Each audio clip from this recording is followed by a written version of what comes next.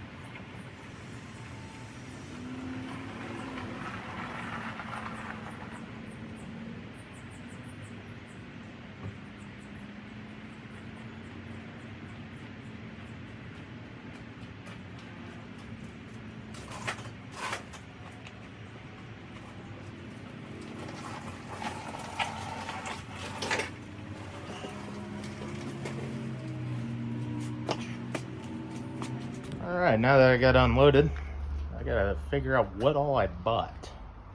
Because I just bought a giant pile of parts and one mostly whole four-wheeler. Headlights. Don't know what that is. Micronic oil filter. But there's no oil filter. These are some handlebar clamps. A crankshaft.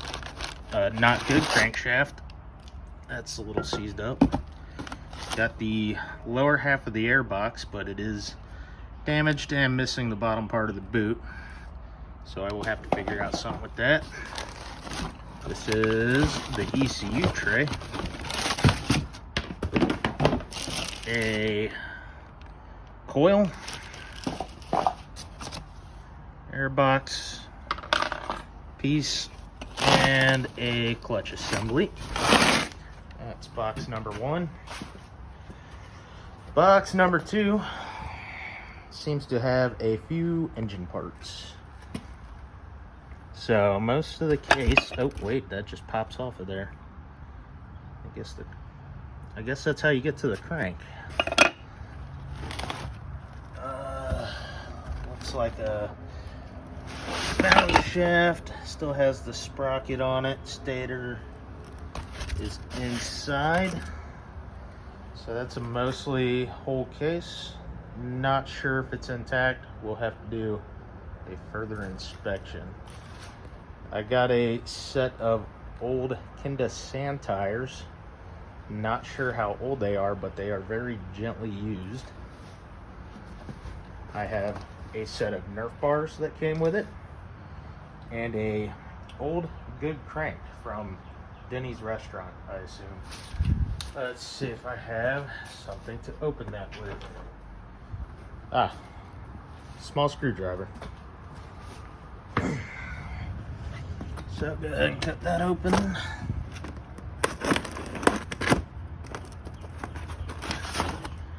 Whatever's in here does seem pretty padded, which is probably good, but haven't looked at it. Okay, set the screwdriver down.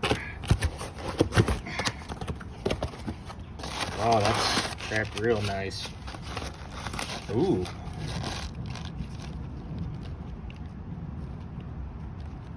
Well, this crank feels okay so far. I'll have to pull that out all the way later and take a good look at it. So, also got a full set of Cannondales speed fenders with the matching seat, second gas tank. The red one, that guy, came with a wheelie bar, but the previous owner said it's not that necessary. I guess he was going through some sort of phase. A second stock exhaust, new suspension, second set of A-arms. I mean, it's pretty much a whole complete bike, minus a running motor. And I think the steering column's missing out of that frame. So, let's take a look in here. I got an engine cover, wiring harness. Oh man, it's about to storm. I should shut this door. Oh no. Oh God. It's taking off now. Alright. Well, now it won't shut.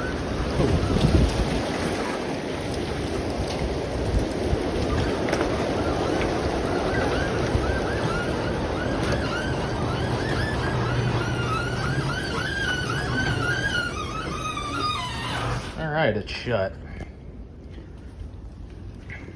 So let's see, in here I have another starter. I think that's an oil filter assembly. Starter, water pump housing, potentially. Maybe it's a scavenging pump for the oil. Plastic gears, bolts, brackets, that looks like a timing chain guide. So this safe to say this is mostly motor parts. Over on this box, I have, oh, there's a shifter in here, and it appears to be a fuel pump. So these things have basically an automotive fuel pump to them. Oh, that's the other timing chain guide. Put that with the first one. Some plugs.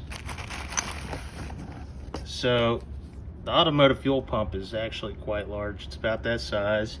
And I believe it does a banjo bolt on both ends of it. I've heard word that these fit on a Ford Ranger. This looks like all the body bolts. That is fantastic. More bolts. More bolts in a bracket. Oh, this looks weird. What's that piece? Oh, that's a mystery. Get a cap of some sort.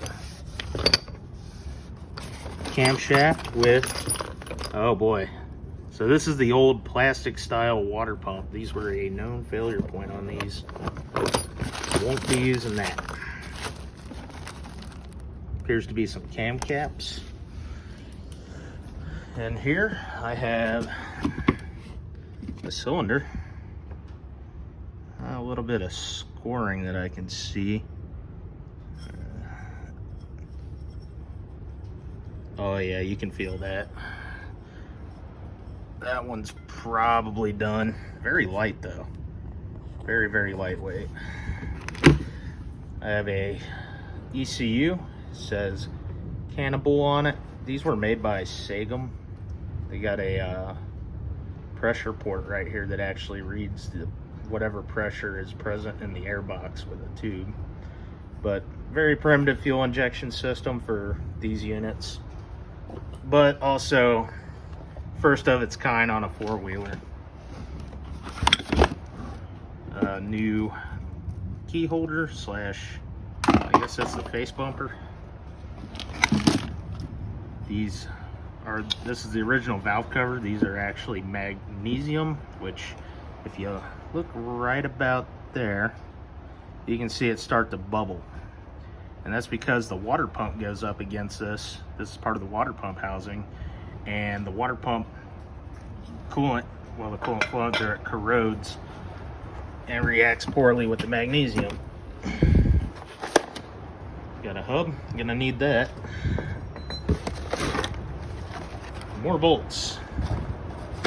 All the bolts. I got a piece of weather stripping, probably for the ECU tray. I got fuel pressure regulator and some other fuel lines. Oh, the injectors are on this too.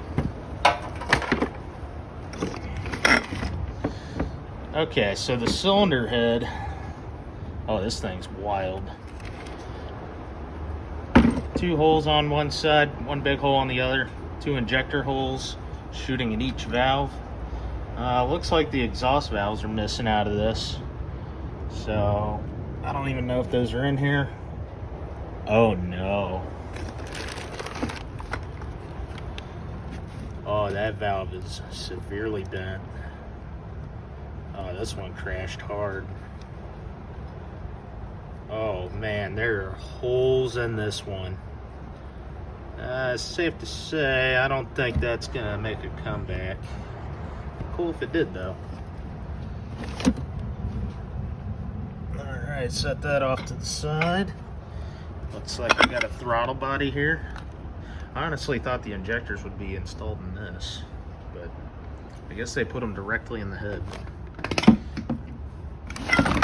Another cylinder. This one looks a little more serviceable. I have to look into it. Another weather seal. Oh boy. More bolts. I think these are injectors for not this bike.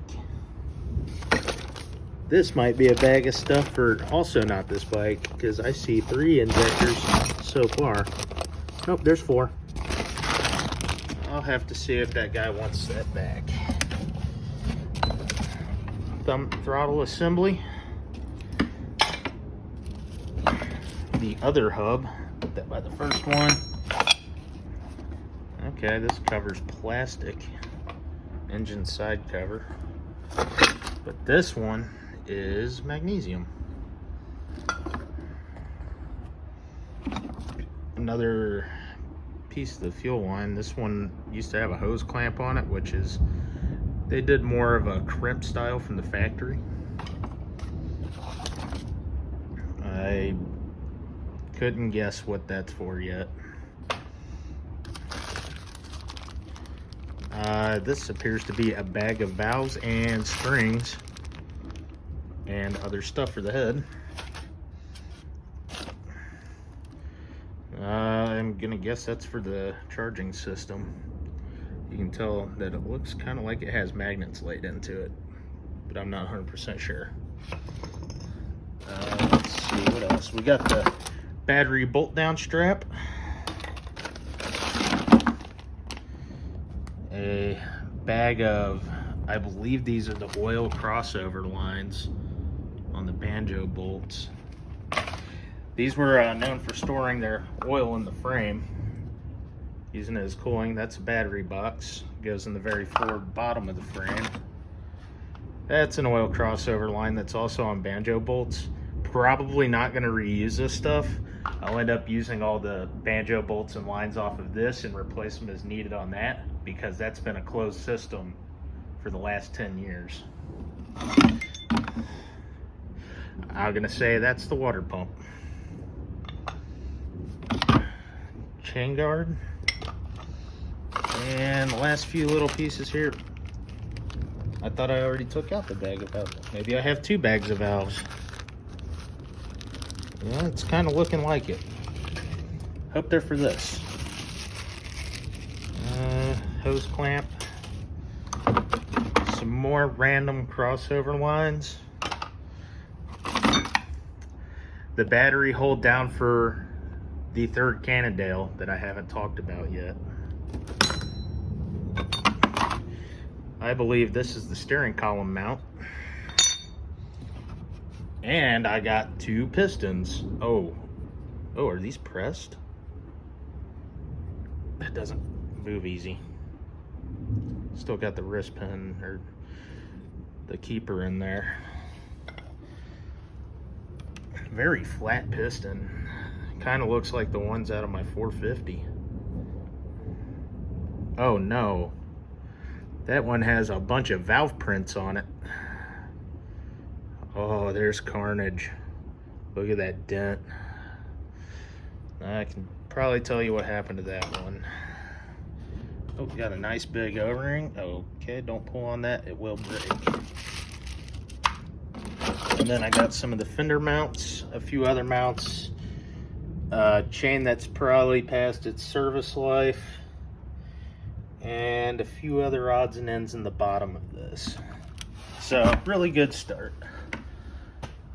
I guess the story with this pile of parts is the previous owner had bought 2 Cannondales, one with a blown bottom end and one with a blown top end, and he was able to take the motors and with their powers combined make one good running motor. That left it with all these parts left over from the one quad that did not get the good motor, which would be, I believe, the Cannibal. He didn't like the Cannibal speed, or he didn't like the speed fenders, so he took the fenders from this and put it on the Cannondale Speed he had. During this trip, my brother actually purchased the running Cannondale Speed.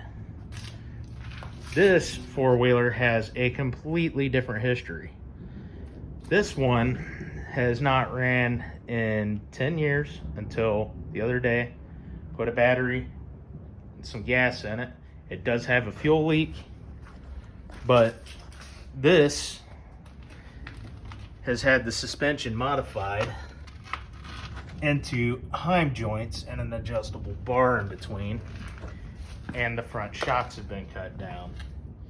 This one has also been hooked to a laptop with the old Cannondale diagnostic kit, and the rev limiter was pushed up to 14,000.